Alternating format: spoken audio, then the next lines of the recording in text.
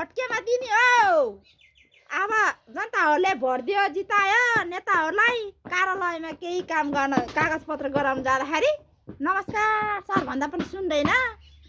नमस्कार सर भन्दा पनि सुन्दैन अनि बल्ल बल्ल लास्टमा नमस्कार भन्दा सुन्छ अनि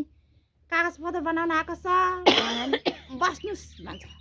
अनि त्यसपछि फेरि सर कागजपत्र हेरिन् त मेरो भन्यो भने मेरो चाट हात छ र भनेर रिसिन्छ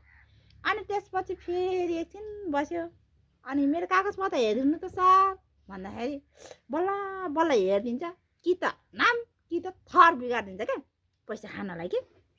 अनि त्यसपछि यो लिएर कहाँ जाने होला सर भने फलाना ठाउँ जाऊ भन्छ त्यहाँ गयो कि यो नाम बिग्रियो कि त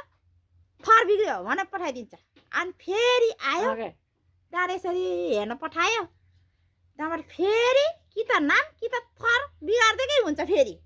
अनि पछि लास्टमा के गर्छन् तिनीहरूले गरेर पैसा देखाएपछि बल्ल मिलाइदिन्छन् के यस्तोलाई हामीले भोट दिने कि नदिने ल भन्नुहोस् त जनताहरू सबैले